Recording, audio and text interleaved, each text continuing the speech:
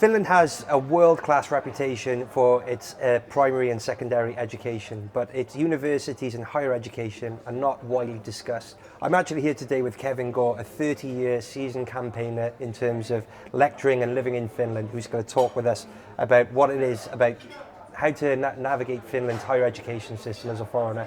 Kevin, how you doing, mate? All good? Very good, thank you. Good. Thank you for letting me come here and be a part of your videos. Not a problem, not a problem.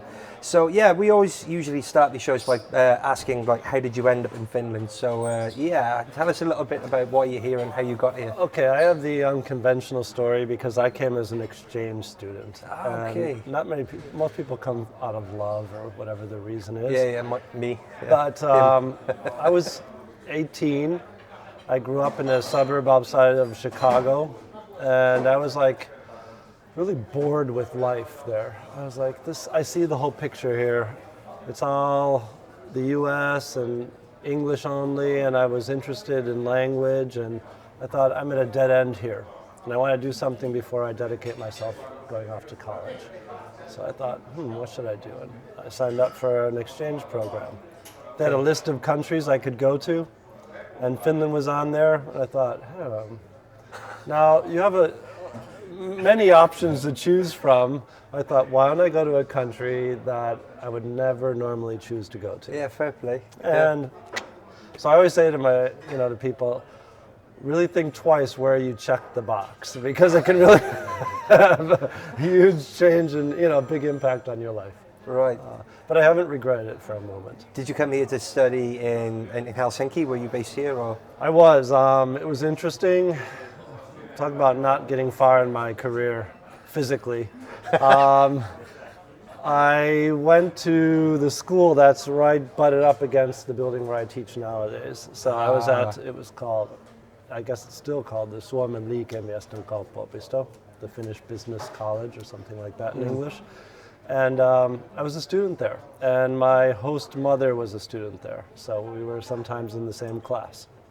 It was sort of a fun family dynamic. The mother in her 40s or late 40s decided to go back to school, and I guess she, petitioned to get me as her exchange student, and we'd go to school together. Oh my God. Yeah. And the family was really fun. 3 kids. The father was a Swedish speaker, and we lived in Espoo, drove into the city every day, and went to school here. That's something that really isn't common in the rest of the world because of the free education. Exactly. So yeah, people study 2 or 3 times during their life actually, and then they retrain. I'll try something else. Yeah, pretty interesting. And so, what were you actually studying when you came here? I was following along business courses, which at the time held no interest for me whatsoever. I was set to be a biochemist in the United States, and I had a scholarship for it. Okay. And after my first year here, I decided I'm going to give up my scholarship and I'm going to stay. It was just a life-changing situation. You have to keep in mind it was 1983. The world was a different place at that time, probably before you were born. I was born in 1983. Okay, there you go. Yeah. And there was something called the Cold War in the Soviet Union right next door, and all this stuff. And the Soviet Union was like this mysterious place. We didn't know about it too well in the U.S. We had all sorts of propaganda about it, but... Did you have many Russians here in Finland at the time? No, actually no. It was like... the border was tight and secure, so we didn't really have, but you knew its presence. I actually made a trip over there at the time when it was the Soviet Union. As an American? Yeah, it was very interesting. Yeah. I actually felt in a way there was more in common between Americans and Soviets or Russians at the time than there were between Finns and Americans, just in their attitude towards the world, being a big superpower and all that comes with that. But yeah, I studied business, or let's just say I studied to survive, because at that time being an exchange student here was a novelty. I was the only non-Finnish person in a school of 2,000 students. Yeah. So you can imagine, I just wanted to try to understand what was going on around me. There was nothing offered in English. My only refuge was to go to an English language class so I can understand what was going on. And there they were speaking British English, so I was like, And they'd ask me questions, I'd be like, I really don't know. Controversy. Controversy, no, controversy. Stuff like that. So I remember computers just came out, and we're like taking computer courses and how to type, and But all that was done in Finnish. all that was in Finnish. Wow. Did you know any Finnish before you came here? I learned one word before I came, and that was heinäsirkka, grasshopper. Yeah. Because I knew a Finnish American, and she taught me that one word, which didn't come it wasn't very handy, if you can imagine. No. Unless you like David Carradine. Exactly. Yeah. So, so it forced me to learn Finnish, actually, in a good way. And I wanted to because I needed to. As I understand, your Finnish is pretty fluent.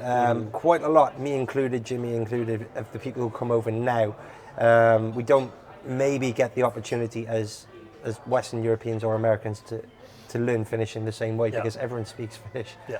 English here.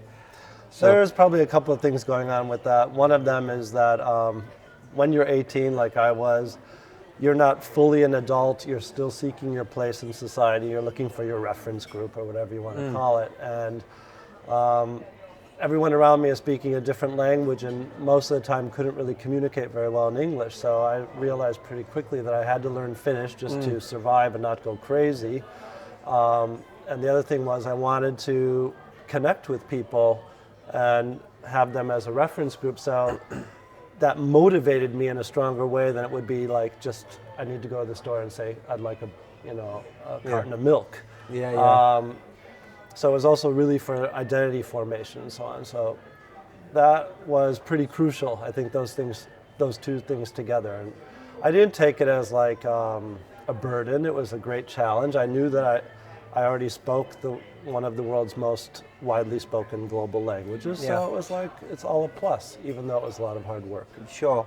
When you actually came to Finland back in the early 80s, you just come from the American high school educational system, jumped straight into the Finnish education system. What were the first things that struck you as being different in the way that things were taught? Good question. I was, I don't want to toot my horn, but I was a good student in the U.S. I learned the system, I worked the system, I was competitive. It's a merit-based one. I got good grades. I was an honor student and all these things, and you get stars and trophies and this and that, and there's all type of competitions, and you get recognition. And I'm just imagining a shelf in your bedroom. Yeah, recognition. I got a dictionary from my English teacher. Cool. Yeah. No, you're so good in English and whatnot. Come here, nothing. First of all, when you don't know the language, it really puts things in perspective. You're like a child.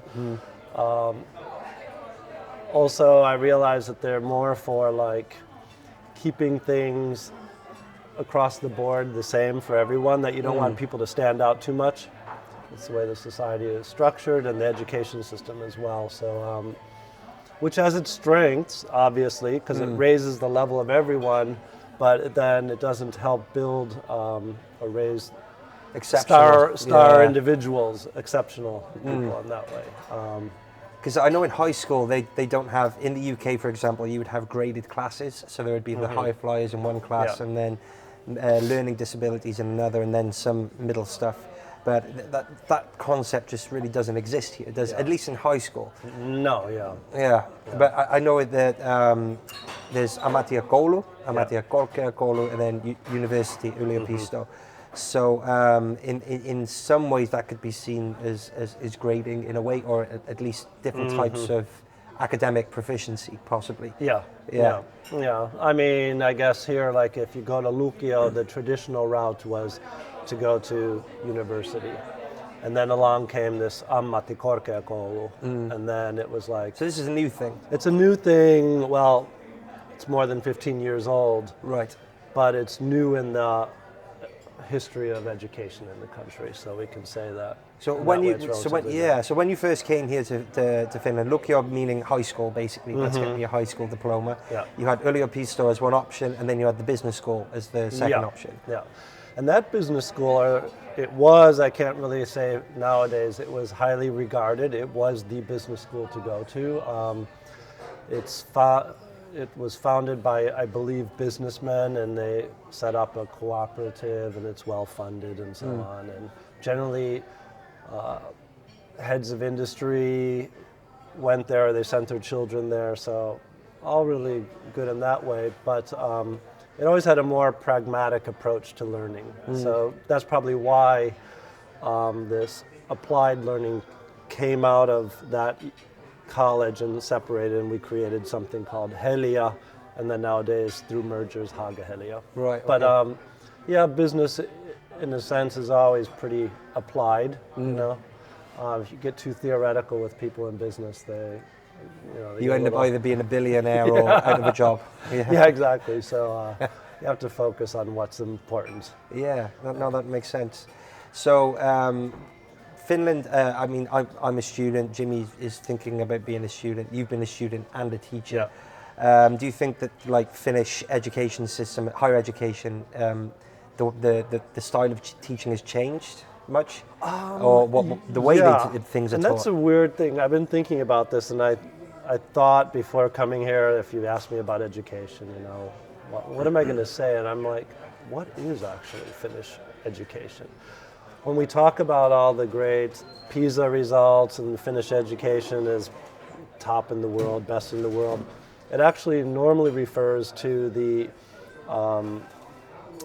what's the word, basic education or general education that all students have to have, or all kids have to have up until 16 years old. And it doesn't necessarily include the education at the tertiary level, in other words, like university and universities of applied science. But I think you teach as you were taught. Yeah. So that if you've come through this good system, when you're a teacher here, you're going to apply some of those methods that you have learned in the system that is valued worldwide. And probably one of those important ones would be independence of thinking.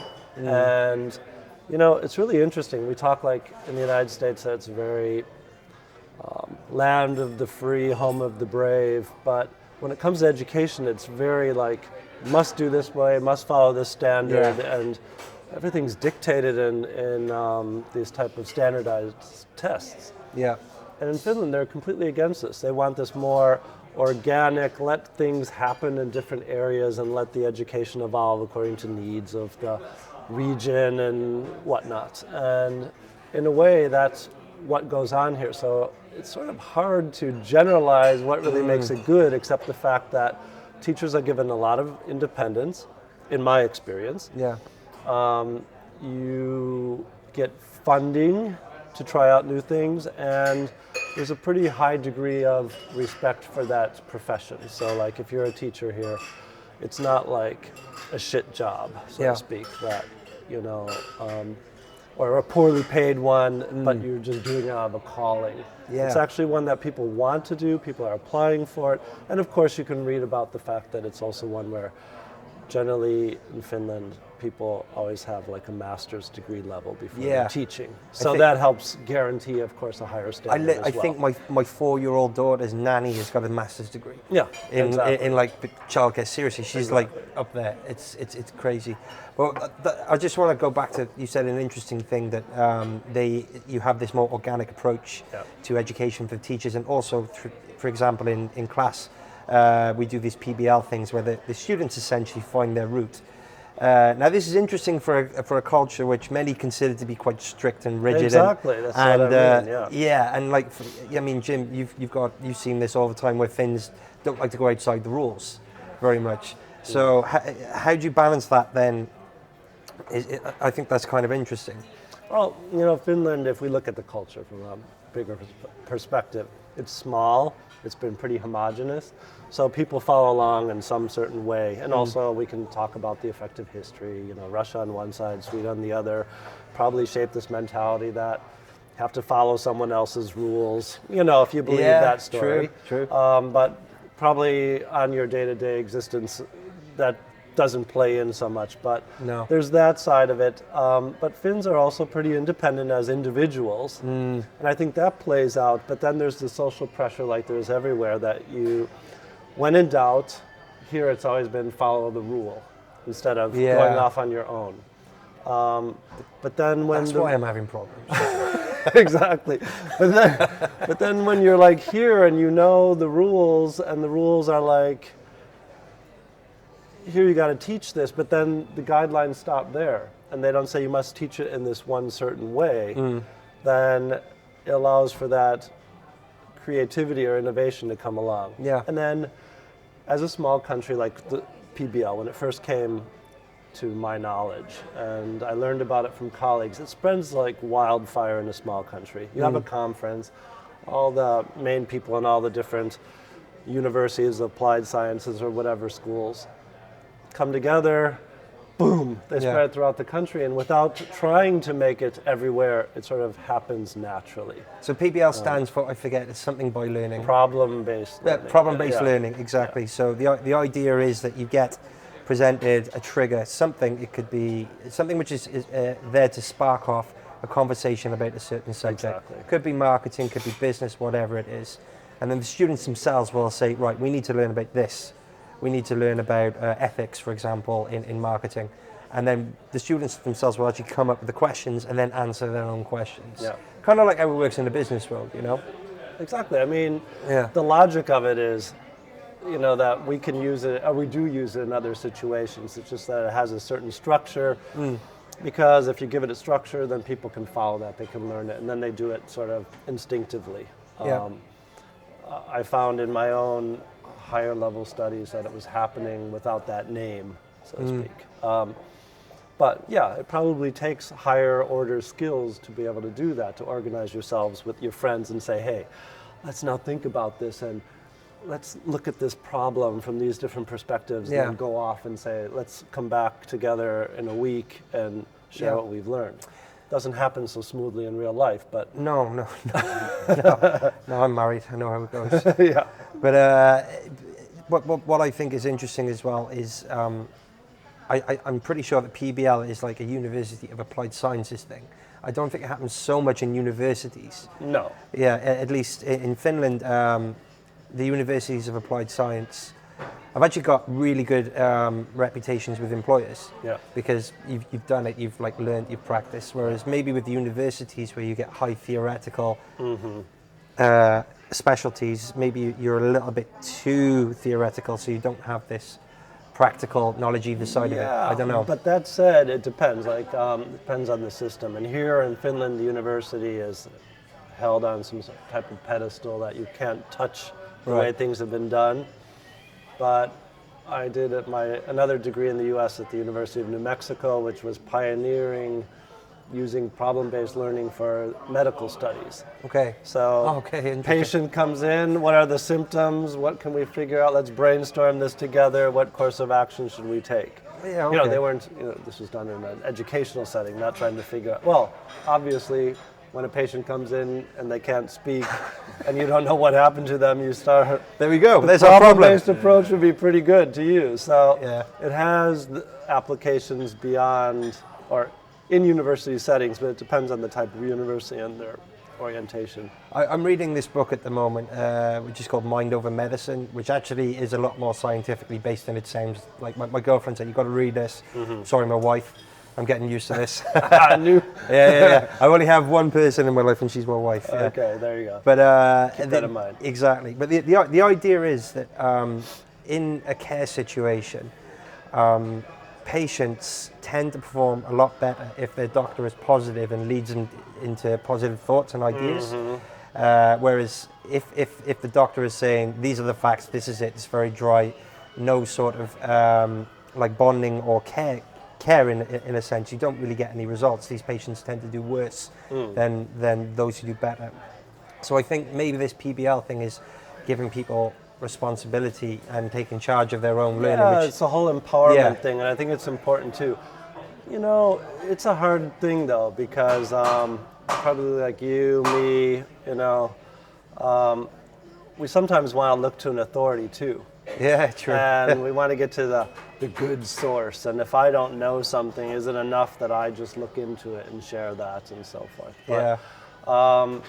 But that's where the guidance of that has to be done skillfully. You can't let it only rest on people seeking out information, if they're not able to judge, is this useful? Does this make sense? Where is this from? You know, nowadays with the internet, we can Google everything, and we don't know from Jack, is this useful, or is this true, or true for whom? This is like an interesting thing because, like, I mean, from 1983 to 2016, Finland's had a massive influx of foreign students, for one thing, and obviously the second thing is that the digital, explosion that's happened with information.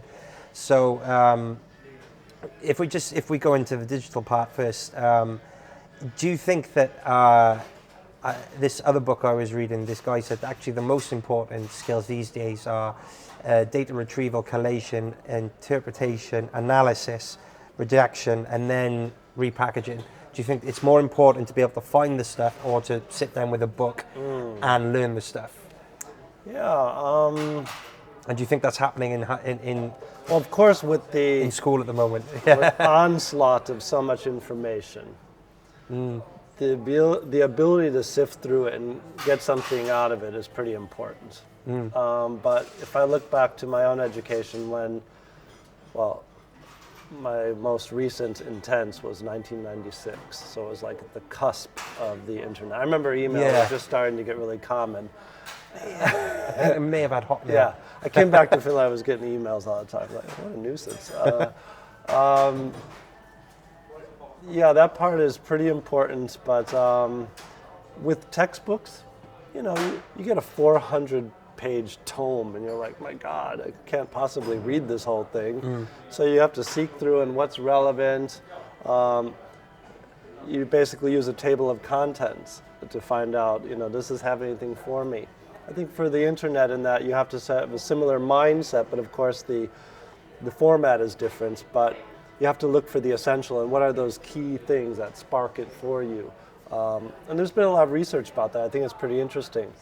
Who backs up that site, the appearance of that site, and how is it organized? Do you want something where banners are streaming across the screen and popping up and this is just a commercial thing and that takes away the value of maybe what we're looking for?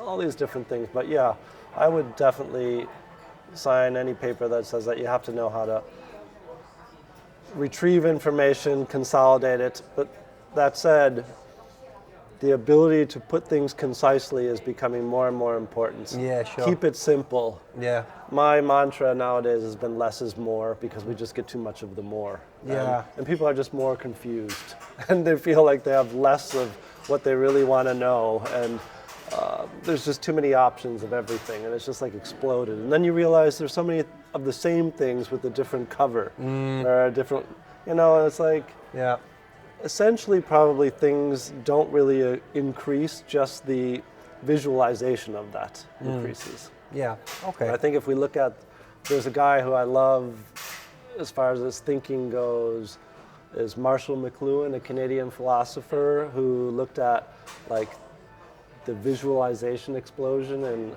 just, of all our senses, we devote most of our brain power through our eyes. Yeah, sure, yeah. I think this says a lot about how important it is to learn and to just take in the world visually. And that's probably why this is happening. And we're creating the world, we're making an extension of the world as we are. Yeah. And that's becoming a more visual world. It's becoming a world that's focused on what stimulates visuality. That's difference, variety.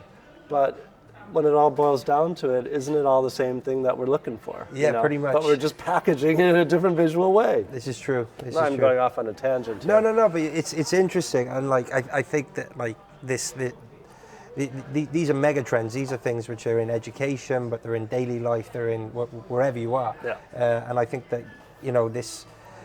this idea, for example, of if I tie it back a little bit to different students from different countries. Now, essentially, students from India and China are very happy sitting down with an A4 print off, reading some notes from the teacher. Actually, they like that. Yeah. That's quite simple. But then maybe some students from other countries, they want to get online and find some interactive blogs or whatever, and because it's cool, it's new, it's fresh, it's poppy, this sort of thing. But those are also learned behaviors. I'm not going to put it past students from Asia or other parts of the world if we want to generalize about them. Like I said earlier, you study the way you've been taught, you teach the way you've been taught. So, if that's what has been given to you, then it's pretty hard to get outside of that box. But when students are open to learning, and if a Chinese student, let's say, comes here and they learn that this is what's going on here, in the beginning, they're definitely like, God, I have to have the paper teacher tell me what I need to study. Yeah. What should I be doing? I find pretty amazingly how quick they all can learn to give up on that and sort of embrace a new way of learning it. I also like something to memorize, and I can appreciate that so-called Eastern approach, but I also want to have some other approach too. Yeah. And I think maybe at a higher level, this is really useful to have that kind where you can put a bit more of, let's say, put the responsibility on the learner, but not abandon the learner. No. As a teacher, with increasing, you've taught classes probably with 99% Finns, and now it's like a very international Even mix. 100%. Yeah, there you go. How has the influx changed the way you teach? And how has it changed the way teaching is done? Well, first of all, it becomes more interactive when you have students from more countries. This is just probably a logical given. The other thing is, people from outside of Finland, like that group mentality you get when everyone's from the same country. They don't necessarily criticize we tend anything. to have a lot of beer together, actually. Yeah, they don't criticize anything. So That's maybe true. I was doing something really wrong, but I never knew about it.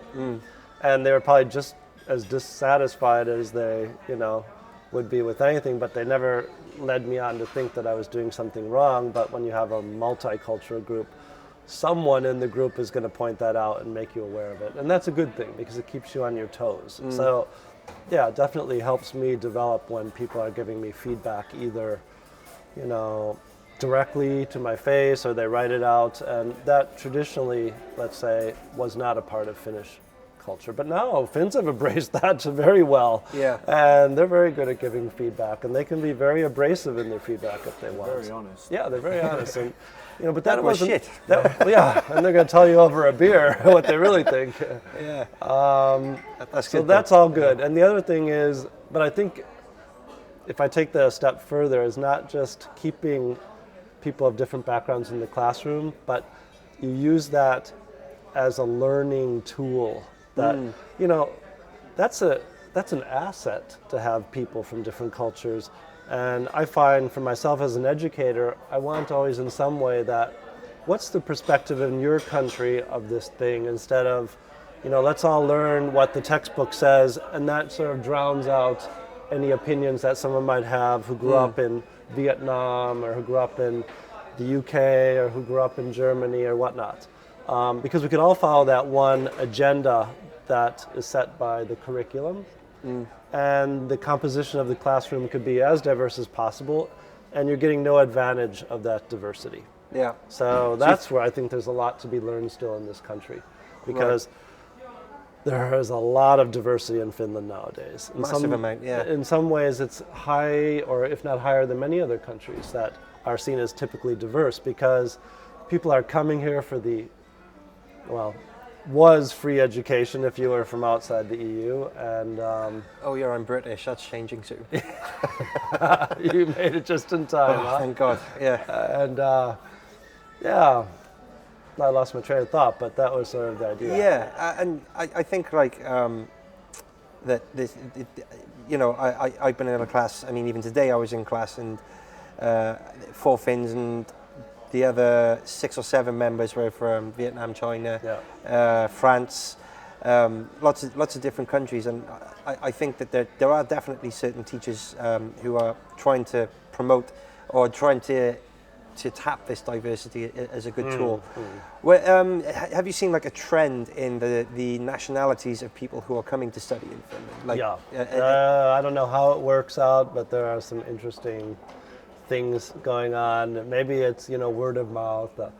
At one point we had, it started out in my my memory, if it serves me right, we had Estonians first. They're, of course, culturally close. They could understand Finnish, or they learned it rather quickly. Then we had these Inger Finns, inkerilaiset, in other words, they're ethnically Finnish but grew up in the Soviet Union / Russia. Right, so And this then they is got Karelia. the right, Karelia, they had the right to come back even though they never had lived here, but their roots were here. So they were completely Russified, or whatever you want to say. So that brought in an influx of Russian speakers, and they had a very different approach. That was like the first time you could realize in the classroom, like, whoa, something is different here. Yeah, okay. Then, with 1.4 billion Chinese people, all of a sudden, we had like loads of Chinese people coming in, large groups. Then Erasmus with the intra-European study program. Not so much to stay here and study, but come for a semester, and that has a huge impact. That's super common, Yeah, super common. And nowadays I would characterize it, well, within Europe, it's always the main population centers. The Germans are highly represented, the French, the Dutch. Yeah. Not that there's so many Dutch, but they're just everywhere. Yeah. Like they are in business. Yeah, it's true. British less so, probably because if you got to pay for it, and the Anglo-Saxon world works in its own way as far as education, recognition, and going to Finland, is it going to really pay off for me or not? You know what I mean? That sort of thinking. If you speak English and you study in the United States or the UK, it probably gets greater status value than saying I studied in Finland. I don't think people are even aware of the option. Exactly. Yeah, for sure. I mean, I've spoken to my cousins back home, and because it's expensive to study in the UK, much more so in the US. Yeah. And they were like, "Well, it's free." Yeah. Yeah, and actually, you might even get some money from the. What? Yeah, is it any good? Exactly. Yeah, it's pretty good. And then nowadays, I've seen Vietnamese in larger numbers.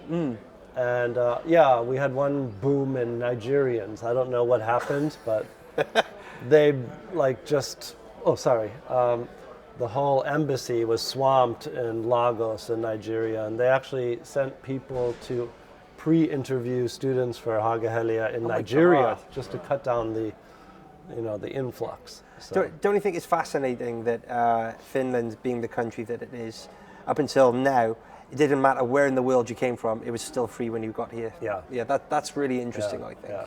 Do you think that is that because it's a social responsibility, or is it that they're hoping these people will stay? Is it that it's what do you think? There's a combination of things. Probably. It's probably not written in the Constitution per se, but it's definitely in the mentality of the people that, as a welfare country, you provide welfare, and that includes education for all, regardless of where they come from. And if they settle here and they pay their taxes, they're entitled to all the benefits of society. So Finns don't want to create this class that, okay, you're not ethnically a Finn, but you live here and you pay taxes, therefore you don't get education. That wouldn't work out. It just doesn't make sense in an ethical way. But it tests the system. Yeah.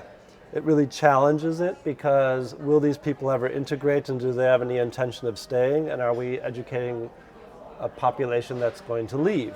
And for what purpose, It seems like it's quite high in certain aspects. In certain aspects. But then I don't know how well we can track this. And maybe there are those people that they never had the intention, and I do know of those people.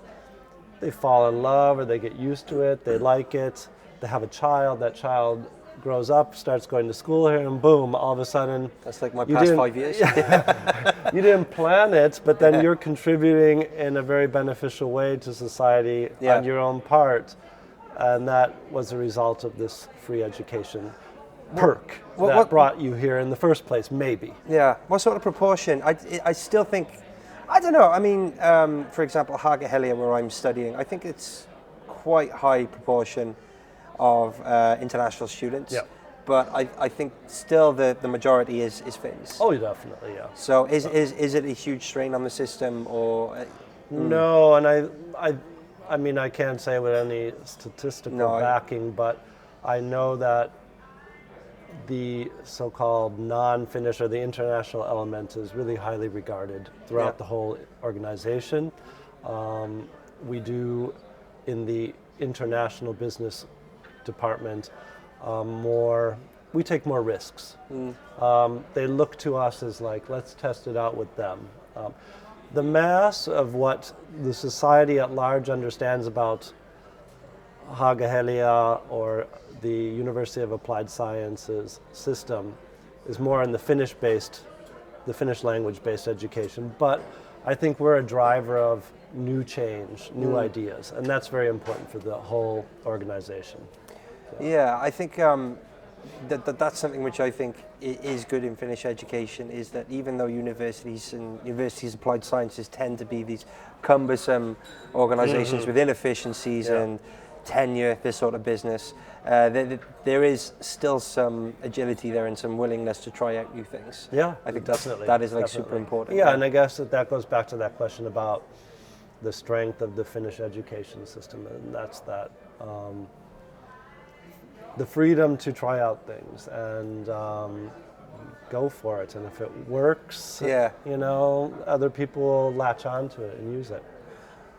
Would you say that there's much difference? I'm going to guess yes, but say for example between American higher education, do you have like these sort of more practical business schools? For example, like if you went to Harvard, which is a big university business school, do you think that there's much of a difference there? Obviously, there is between that and what goes on in Haaga-Helia. There's also the Hanken School of Economics, but this is, I think, more theoretical. I'm a little critical in that nowadays, when so much material is available for everyone, what can someone at Harvard actually get that we couldn't get our hands on? Actually, we can get it all. That's true. We can't get the guest speakers that they get. We can't have the prestige that they have. But there's a lot of things that go on. I'm not saying, I think there's things that we can do just as well, but we don't have the prestige and we don't have the awesome lectures and guest speakers. And maybe those inspire people to greater heights, I don't know. But I wouldn't put it beyond people here that we couldn't do just as well. Because there aren't any certain tricks of the trade, so to speak, that are only exclusive to Harvard or whatever. And I think even nowadays, that's like the neutralizing effect of the internet, that it can bring those possibilities to everyone, is how you use it and your agility to do so. It could be, Harvard's got a lot of great stuff going. If I look at the Harvard Business Review and think of all the great case studies and articles, and I'm sure you can draw the best talent from the world and sit in a classroom with people that are just, amazing. I think that's the advantage, but not so much that, or the content creation is definitely. And you can get the people that have the ideas and bring them together. Yeah. But it's not exclusive to those universities. There was a super interesting lecture I went to last year, and this guy said that education is actually a monopoly. So, not in the sense that there's one educational provider, but in the sense that for the past 1,000 years, if you wanted to learn anything, you had to go to a building which had the books, which had the guy who wrote the book, and you had to sit there and talk to him. That's the only way to get educated. But the internet's just kind of like said, hang on a second. Crumbled all that. So the actual information monopoly is gone. But prestige goes far, If you say you got a degree from Harvard, it'd be pretty cool. Yeah, let me in. Exactly. Fair play. What can I say? I still think that we can do a lot of good things here. And I think that's really a great thing about the Finnish system, is that we've done really good things. And when I compare to my experience in the United States, I was like, well, we're there, here in Finland. With what's going on there, and they're really the only profound difference I've noticed is that just the enthusiasm of people Yeah. That was really awesome in the U.S. Yeah, that's true. I mean, it's like you'd get people together and they were so into their studies, and I had colleagues that would, I was thinking of you and your subject, and I have this material for you, and they'd that's give me pretty a cool. stack of materials and throw a book at me and say, this is just, I thought you'd like this, you know, and this constant sharing of material and So ideas. you're in like this big creative buzz. Yeah, and people were just like, you didn't have to guide university students there to say, let's do a study circle or something. They were like, let's do a study circle. You know, that was like the attitude of people. I can't say that's across the board because I know there are less than great universities there, but at least where I was, it was just really proactive and really a charge. In universities of applied science in Finland, I've noticed that they hire a lot of people who are lecturers who are have businesses themselves in the field. Is that a common practice elsewhere? And what do you think are like the good and the bad points of that? It's good that you could talk about something that you've done, for sure. Do you know how to explain that in a way that it reaches everyone? This is where having a pedagogical, teacher training helps out. It's like, yeah, I know it, but I don't know how to convey that to you. Or I can do it just to you, but I can't multiply that times 40. Yeah. So, yeah, I think inherently it's a good idea, and we do have the approach also where I'm at, is that if we take someone right off the field or from their profession, that it is a requirement that they would go through teacher training. Yeah. You don't grasp it right away, I'm sure, when you're doing it, but I think that's the approach, and it's good. I think you get a good blend then, because you have some academics and then you also have people who've been in the business. Because I do, at least my experience of education in Finland is that it's really tightly bonded with business as well. So there are people who've worked for companies that you're probably going to work for. Yeah. And it's this ongoing relationship where you'll do your internship at this company, and then you'll maybe do your master's degree there, and then maybe you'll retrain and then go somewhere else. That seems to be quite common in Finland. That Finland has these it's a small country with 2 or 3 big businesses that everyone has, at least in the past, worked for in bits and pieces. My yoga poses weakening here. Fair enough. Elevate that spine. That's it. The spine. Yeah. And for that reason, it's probably really important not to burn your bridges in a small country. Yeah. You want to keep up. The case today, if you're not performing well in the classroom, it could have ramifications of your job prospects, because we're pretty closely linked. And a company might approach me, some people I know there, and, hey, Kevin, do you know anyone who blah, blah, blah? Yeah. Well, you're not going to be the first on my list if you're the one that I never saw. Yeah.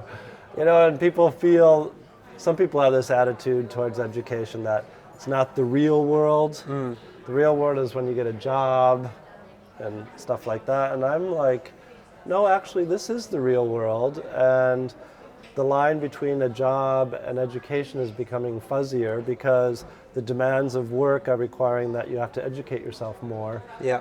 And you might have to be going back to school a lot more. And evening students understand this clearly. It's just the day students who have come fresh off from school, from the desk at the Lukio, at the high school, that they don't necessarily see that. Though many of them actually do, but there are those that don't see the connect. Do you think the fact that it's free education means that some people may take it for granted? Oh, for sure. Yeah. Yeah. But, what's interesting, I wish I could argue that if you pay for it, you're going to take it more seriously. But that's not always necessarily true either. I've actually been to university before. You could also blow a lot of money. And then the other thing is, you feel like, because I'm paying for it, I should get good grades. And you can't actually grade me really well or poorly, because I've paid a shitload of money for this. And if I flunk this course, all that money's gone down the toilet, and people don't accept that. And the finance people in the school don't allow that to happen, probably. Okay, so there have been cases of this. So you're caught in this bind where you want to give real feedback or the progress of someone, and they've paid a lot of money for it, but because of financial considerations, Yeah, you can't yeah, really yeah. flunk that person either. Okay, that's interesting. So, you're caught in a bind in both scenarios. I think there's also some pressure here in Finland, where, and it is fair. It's fair pressure because I think in the past you could just like take 10 years to finish your degree, Yeah. not a problem. But now that they're being reasonable and saying that, come on, 4.5 years, that's enough. That's disappeared pretty fast, the 10 years thing. It might still happen at the university. But Yeah, but I mean, when I started in 2014, Yeah. they said, right, 4.5 years, that's plenty of time. And it's like, yeah, that is plenty of time. Yeah. If we're being And honest. then you feel like, what do I know anymore? In 4 years, it's changed. Yeah, The trend of what you need to know is, especially in business. Are you going to be finished in 12 months?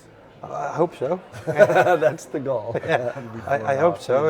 If you're watching, I'll be hopefully It's qualified. documented here. Yeah, exactly. But yeah, it's interesting. I think that as a teacher of business or any subject where everything is developing so quickly,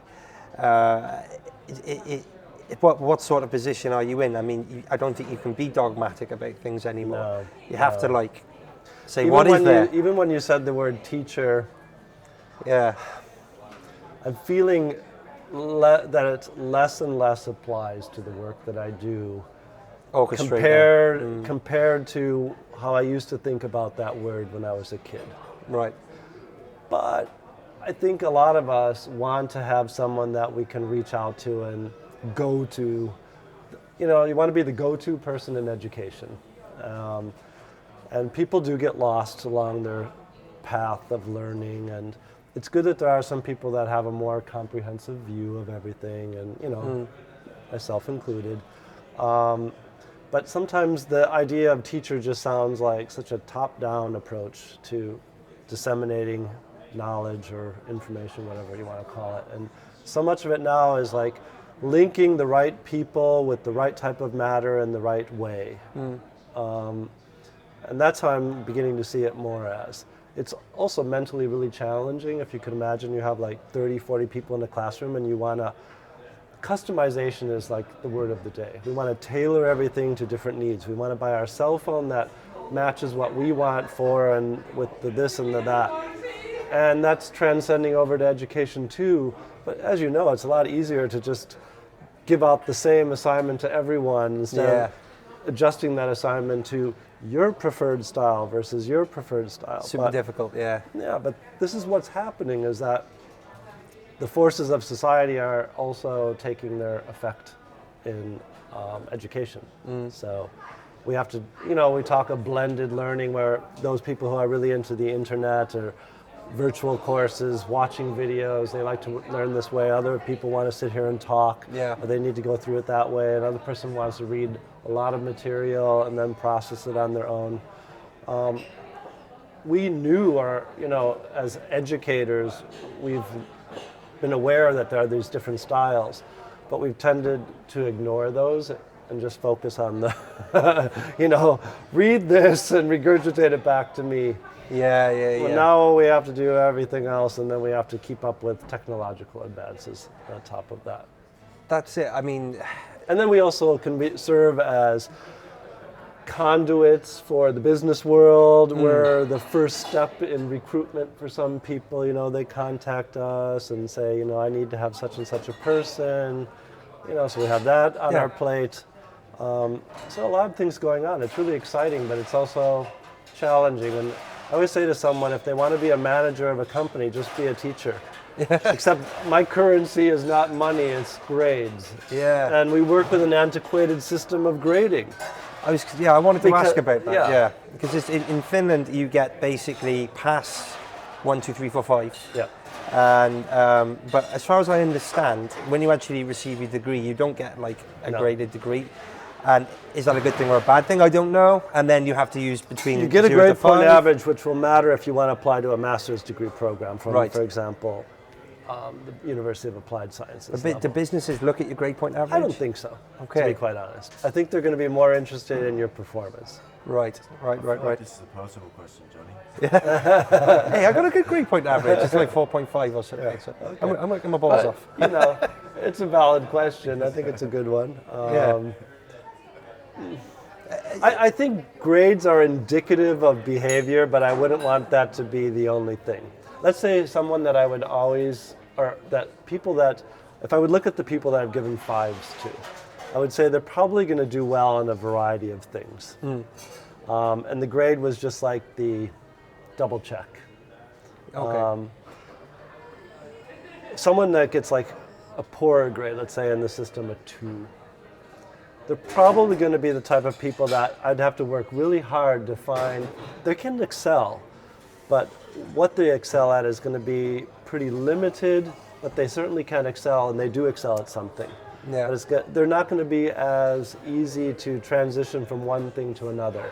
It's like the type of person that only worked at a factory, assembled things, and then assembly became obsolete. It's hard to find a job for that type of person because they don't have a certain mental flexibility very often. Or maybe that job was only focused on manual dexterity, but nowadays we need different dexterities. Yeah, for sure, yeah. That's really interesting. I mean, like, things that I've read have basically said that the education system was set up essentially so you could either be a civil servant, a soldier, or you could work in a regimented business for life. Yeah. So you understood hierarchy, order, and you were graded, and everything was, basically countable. But now, with the job market being so flexible, and people having 4 jobs, or having 3 businesses, or having no jobs but earning money off eBay or whatever, you need transferable skills. Yeah. And I don't know. Anyone who's designed a test or thought about assessment, I don't want to say to rig it, but you can make a test that's like, really, let me just test your memory skills. Yeah. That's a type of learning, but is it the type of learning that I need to sell ice cream? Or is it the type of learning I need to assemble a television? I don't know, but I'm just saying that the type of assessment you have should match with what you want people to be able to do. And I think traditionally we've had it that it's more for memorization, and now we're realizing that that's not holding true any longer, or that the value of that is less. There are things that we always need to memorize. Like impressively, you remembered from the book the whole different things of retrieval, this, that, and the other of information. That's a valuable thing to have, but if you can't do anything with it, then it's just trivia that is impressive, sitting around having a beer and, My valuable skill is forgetting things that I'm not interested in, actually. Yeah. No, I think it's pretty natural. If it's not useful information to me, it goes out my head. Yeah, I tend to get in interesting situations, especially on shopping trips. Where's the milk? Oh yeah, sorry, I forgot. Yeah. You're not interested in it. Yeah, but that's it. I think like, so would you say then that the students, when you first arrived in Finland, who maybe were more traditional, like straight line learning, do you think that, like, say, if one of those students magically appeared today, would they do well in this current education system? Or the students today who I see who are more sort of instant access, they maybe a bit more problem solving, but do you think that there's like a difference between these two people? I think potentially, people haven't really fundamentally changed over time. Right. I'm just a sort of type of person that believes that our biology has programmed us to act in certain ways for so long that throw in the internet, it's not like it's not going to completely change how we are. In fact, it just exposes who we are instead of changing us. I think that approach has been given that it changes us. I think it's just a tool of exposure and what's valued. I think his colleague said it well to me. That's when he said to me that we need to have online courses, because I've been a little bit against them, because I really think having face-to-face interaction is really important with people. Yeah. But he says, people learn in different ways, and we need to access those people. We need to get into their heads and give them a chance to learn. But people who, I was just trying to say, are overall good learners, they have been they are and they still Yeah, will be. okay. And they know how to adapt to the system. And now that we're in this sort of shift to the information age, there are some of us that pick up on this quicker and some of us who just need more guidance in how to figure it out. But I would see it as a disaster if we lose the ability to make things by hand, to manufacture. Because that's also a part of what we do. It shouldn't only be like figures and Having a digital task. this and that, Yeah. you know? We have to have multiple ways of expressing ourselves. Do you find that in Finland though, because of the free education and that kind of thing, that people are less likely to go into a trade or something like that? Well, there's also societal evaluation of that, and if you say you've been to an AMIS, you know, this type of ammattikoulu, the vocational schools, it has the rough guy image and all that and stuff. Whereas I've understood, I don't have practical experience, in Germany it's more respected, and hence why we have amazing German products, and they're the economic powerhouse of Europe. And Maybe they're onto something. Exactly, that's what I've been saying. And I've been also saying that here, that, you know, we can't forget that we're human beings, we need tangible things to understand the world. You know, it goes to all things. We don't want to have only online orgasms. Yeah. We want to experience them physically. Yeah, true. Yeah. We like a nicely designed glass. I think Finns are, this is probably not made in Finland, but Finns are tactile people as well. They enjoy that. There's a tradition of that. And if we let that disappear here, we're doing ourselves a real big disservice to the whole education system, because I know there's the need for a small country to survive in the world market. You know, Finns have to do a lot, 5 million people, and they do very well. Yeah. But it would be a shame to lose out to just economic reason that everyone has to be digital. Everyone has to be a service I provider. do find that Exactly. you know, a lot of people doing like the electrical work or the painting or the building renovations and this kind of thing aren't actually finished. No. Yeah. They're coming in from Estonia.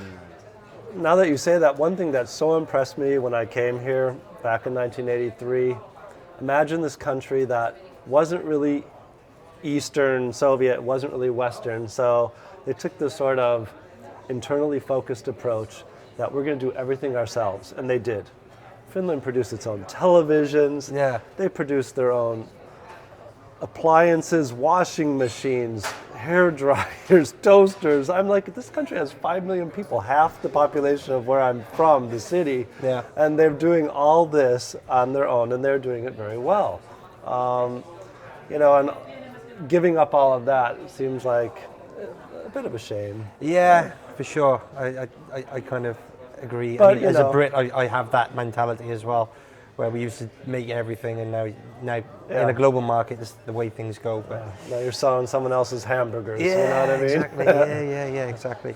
One thing I wanted to touch on, which is I think is important and relates to this, is the use of technology in the classroom. Now, what I mean by that is, okay, you said the online courses, and these learning tools like Moodle, but iPads, computers, laptops, communication tools like Trello, Slack, these things. Of course, we're using them in our daily life, but then do you think that they're a help or a hindrance? Or a hindrance, or both? Or if someone's blinging all the time? Yeah. You know? Well, that, you know, it's funny. I don't even think about that anymore. I just, like, if someone's thing blings or a cell phone goes off. In the olden days when we first got cell phones, it was like, "Rrr," you know, days. create the rule and stuff. Now it's like, whatever. Yeah. Not even, I think. I think, you know, to use the jargon in education, blended learning, you can't deny what's out there.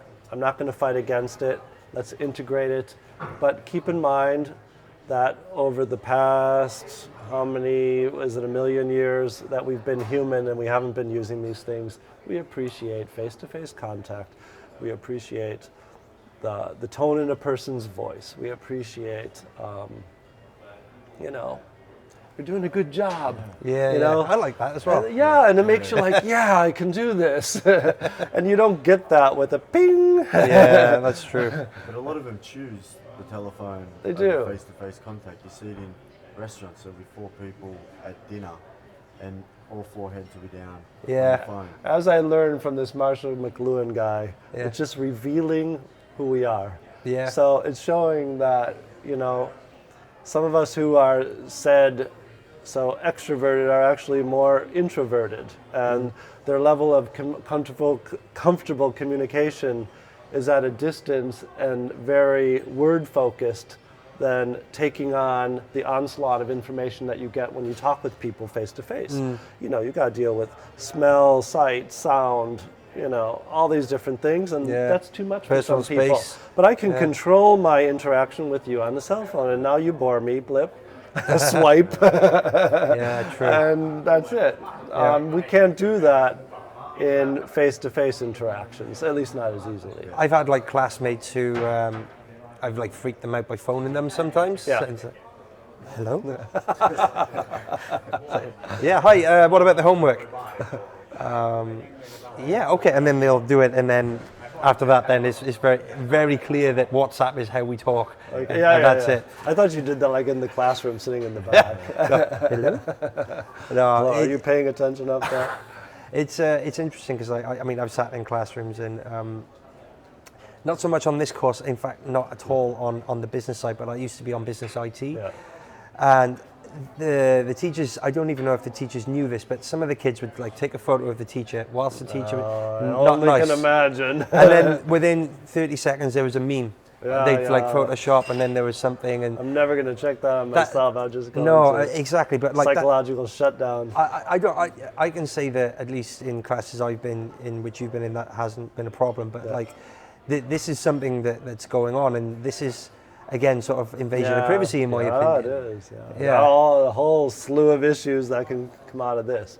But yeah, technology, any technology can have a good effect, a bad effect. That's obviously the bad side of it. But back to your question, I've sort of taken this like first skeptical about technology. Now it's something I can't avoid, so let's embrace it to a certain degree where it's useful. Yeah, You know, I took this approach, let's fight fire with fire, and everyone loves to hold their cell phone and look at it. So when this program came up where I can put a quiz on a cell phone and Yeah. have everyone do it, it's like, you know, now you can do something. Actually, I found that people got a little frustrated with it. It's like, oh, crap, I have to be studying using my cell phone. Or so you have to think of the ways to try to maneuver in this new jungle It of. can be really annoying with that too. Make it like not mobile friendly, so they have to like zoom in. Yeah, yeah, you would do that, wouldn't you? Yeah, yeah. There's some new tips there. yeah. Oh no, my God. Damn. And it's got the old grey boxes from like 2008 iPhone or whatever. Oh, and that's when I also learned that the term digital natives has to be taken lightly, because Yeah. it's like, the first thing is, don't sign your name in. You have to ask for a code, and people first sign in their name. Yeah. Hey, teacher, it doesn't work. This damn thing you said doesn't work. Please read what it says on your cell phone, and Yeah. then you realize that, you know. Well, there's instruction readers, and then Yeah. then there's me. I see, And and that doesn't change. yeah, exactly. Doesn't care. It doesn't Very matter true. what the technology is. Very true. You know. So, what do you think of the future for Finnish education? Then, are we? I know that they've decided to shut down, or at least start charging for international students outside of the EU. Mm-hmm. Is this the start of a trend? Are we going to see people paying more for education here in Finland? Do you think that the schools will stay as they are? There's been mergers in the past. Yeah. Are we going to be consolidating more? I think you're sort of answering the questions and saying them. Yeah, I think there is more consolidation amongst these. You know, we talk of benefits of synergy. I don't know. I guess to a certain degree, I hate to see everything become standardized. Everyone groups together and starts doing the same thing.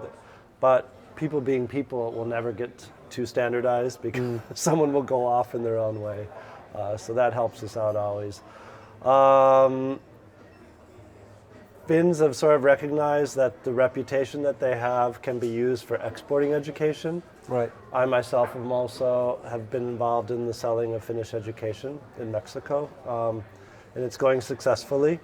Though it's still going to take time because we don't know our own product well enough, and we need to work on that. I mean, we know what we're doing, but we need to know how to commercialize that, productize it, whatever the word is.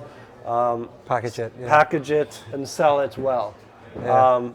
But it's sort of like you know how to do it, but you just don't, it's like if your mom or your dad knows how to make great spaghetti, but they can't sell it. Yeah. They don't know how to market that and everything that goes with it, but they definitely know how to do it. So that's sort of the challenge that we face here.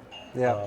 But I think that's an area that's going to grow, and people are recognizing that because there's a real advantage when English isn't your native language, but you speak English, because then you can reach out to a lot of other groups of people who are also studying it in the international language, and they can sort of be on the same level and understand. They're like, oh, you always recognize when someone knows their stuff, even though they don't speak the language so great. Yeah. You know what I mean? Yeah. Sometimes an American professor or a British professor that has never been abroad uses such idiomatic speech or speaks at such a rate that actually the retention rate is really low amongst the students who don't speak English as a native language. So for them, having a non-native speaker who speaks English well is a bit of an advantage, or it is an advantage, I think so, in my opinion.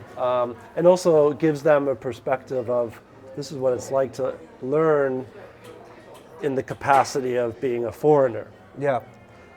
Many native English speakers don't get this because the societies, the cultures have been very isolationist, in my opinion. I've had to really change the way I speak. Yeah. For me, I sat here myself and I'm like, I'm foreign.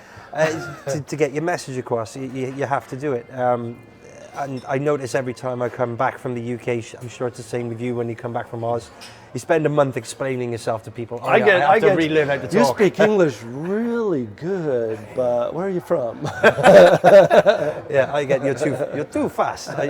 Say it again. And I'm like, they're like, you can drop some of those sounds. We're still going to understand you. You don't have to articulate every word. I'm like, but I'm so used to it now. Oh, it's so funny. My mum actually, God bless you, mum, when you see this, she watched one of the videos, earlier ones that we did, and she said, "Why are you speaking so slow? Yeah. You sound weird. Speak Same normal." Yeah, I can't. I can't even go there. You know what it's like. Yeah. But yeah, Kevin, hey, thank you so much for the chat today. Really appreciate it. Thank you. I hope there's someone who will be interested in all of this. I Yeah. think, well, fundamentally, I think so, but I hope so. Yeah. And if you're a student or if you're looking to study in Finland, what sort of options do people have? I guess you can go to studyinfinland.fi. That's a good resource, isn't it? Also, just the website finland.fi is a portal for the whole country. I don't know if you guys have looked at it, but it's really great. A lot of stuff about the whole country, education being part of that, so leads into that. Okay, great. So check out finland.fi, have a look at studyinfinland.fi for all of the courses which are listed in English across the whole country. Do apply. It's a life-changing experience for sure, living and studying up here. And yes, living here for sure, huh? Yeah, exactly. And thank you very much. Please remember to check out our YouTube channel, subscribe to all of our social media. All the links are below. And if you really enjoyed us that much, you want to support the show, go to Patreon. The link is also below, where you can give us some money if you like what we're doing, and we'll make some more of the good stuff for you. So thank you very much, guys. Jimmy, it's been a pleasure. Signing off. All right, see you later.